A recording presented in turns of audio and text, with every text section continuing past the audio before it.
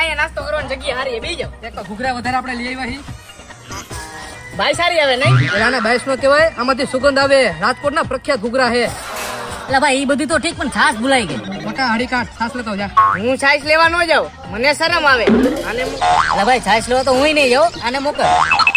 છાશ લેવા જાવ ખરા, પણ હું ન આવું ત્યાં સુધી જબલું ખુલ્લું ન જોવે ઘૂઘરાનું. અરે નો ખુલે તું ખાલી જા ભાઈ.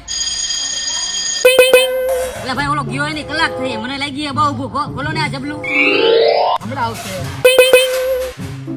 ના ભાઈ 2 કલાક થઈ ગઈ. ઓલો હજી આવ્યો ને, મને આવે નીંદર હો હવે.